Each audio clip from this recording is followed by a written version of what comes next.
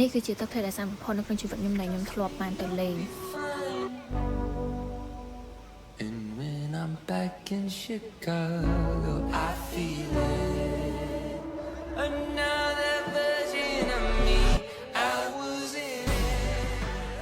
ថ្ងៃនេះខ្ញុំនឹងនាំអ្នកមកស្គាល់កន្លែងដើរលេងមួយដែលមានទីតាំងនៅក្នុងរដ្ឋ New York សហរដ្ឋអាមេរិកកន្លែងហ្នឹងគឺមានឈ្មោះថា Niagara Falls គឺជាទឹកធ្លាក់ដែលមានទីតាំងនៅព្រំប្រទល់ប្រទេសកាណាដាហើយនិងសហរដ្ឋអាមេរិកអញ្ចឹងគឺមានន័យថាអ្នកដែលចង់ទៅលេងនៅខាងប្រទេសកាណាដាក៏បាននៅខាងអាមេរិកប្រទេសពីរហ្នឹងគឺអាចមើលឃើញទឹកធ្លាក់នឹងបានដូចគ្នាតែគ្រាន់តែថាទេសភាពវាអាចនឹងខុសគ្នាអញ្ចឹងទេសភាពដែលខ្ញុំពងតែប្រចាំងហ្នឹងគឺជាទេសភាពដែលមើលពីសហរដ្ឋអាមេរិកទៅខាងប្រទេសកាណាដាហើយខ្ញុំហេងមែនតើកាលហ្នឹងដែលខ្ញុំបានទៅដើរលេងនៅនឹងនៅចំថ្ងៃដែលអត់សូវត្រជាក់ខ្លាំងព្រោះថាបើទៅចំខែត្រជាក់ខ្លាំងវិញគឺដឹងតែខ្ញុំទៅដើរលេងអត់សុបាយហ្មងព្រោះថាត្រជាក់ខ្លាំងមែនតើអ្នកអាចមើលពីលើទឹកនឹងបានគឺចំហាយទឹកខ្លាំងហ្មងហើយនេះក៏ជាទេសភាពដែលមើលទៅខាងប្រទេសកាណាដាដែរដោយសារពេលហ្នឹងគឺខ្ញុំឡើងទៅកន្លែងហ្នឹងដើម្បីចាំជិះសាឡាងដើម្បីយើងទៅឲ្យចិត្តកន្លែងទឹកធ្លាក់ហ្នឹងអញ្ចឹងពេលដែលឡើងលើសាឡាងហ្នឹងក៏គេមានចែកឲ្យភ្លៀងឲ្យយើងមួយដែរដោយសារទៅឡើងលើហ្នឹងគឺទឹកធ្លាក់ហ្នឹងមកហ្នឹងវាសាច់មកលើយើងដូចទឹកភ្លៀងហ្មងហើយថ្ងៃដែលជិះសាឡាងហ្នឹងគឺជាថ្ងៃដែលបើកថ្ងៃខ្លាំងទៀតអ្នកដល់ពេលអញ្ចឹងទៅពេលដែលយើងជិះសាឡាងគឺវាធ្វើឲ្យអាពលឺថ្ងៃហ្នឹងចាំងមួយទឹកមកវាខ្លាចទៅជា Indano មើលទៅទេសភាពគឺស្អាតខ្លាំងហ្មងហើយខ្ញុំបានទៅ search មើលបន្ថែមផងដែរគឺនៅ Niagara Falls ហ្នឹងគឺ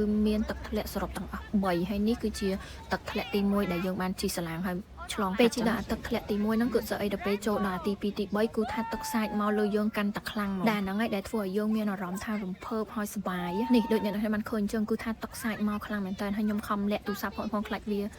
ចូលទឹកអីចឹងប៉ុន្តែក៏ចង់ថតអាកន្លែងហ្នឹងទុកនិយាយទៅបើណាគេធ្លាប់ហត់លេងទឹកភ្លៀងកាលនៅពីក្មេងហ្នឹងគឺយល់អារម្មណ៍ហ្នឹងហើយនិយាយទៅអារម្មណ៍ពេលហ្នឹងគឺដូចអញ្ចឹងឯងគឺសប្បាយមែនតើនិយាយទៅមិនមែនសប្បាយតែយើងក្មេងៗសូម្បីកូនខ្ញុំក៏គាត់សប្បាយដែរ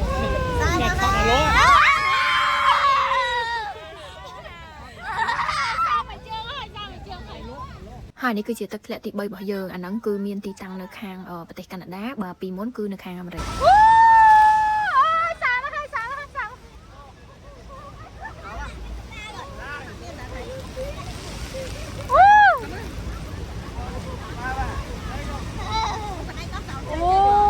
Oh my god Oh my god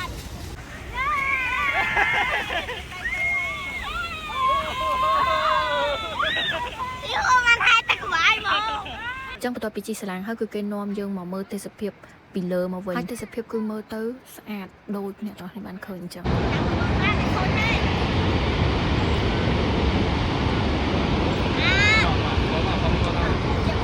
ហើយចំពោះកន្លែងហ្នឹងបើអ្នកទៅមើលចិត្តនេះគឺសភាពបែបនេះ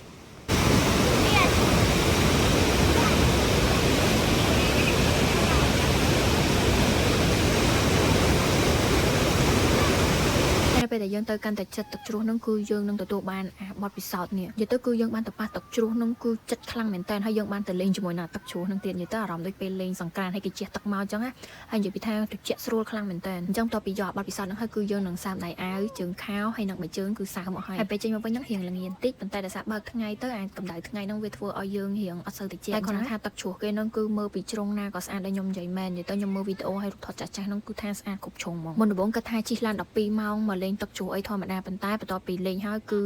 ដឹងថាជិះឡាន12ម៉ោងហ្នឹងគឺអត់ខាតជើងមែនបើសិនអ្នកនរមានឱកាសគួរតែសាក់មកលេងកន្លែងនេះឲ្យបានម្ដងមានអារម្មណ៍ថាដូចនៅលើឋានសួគ៌ហ្មងនិយាយមែនហើយវីដេអូខ្ញុំថ្ងៃហ្នឹងក៏មានតែប៉ុណ្្នឹងដែរចាំជួបគ្នាវីដេអូក្រោយទៀតបាយបាយ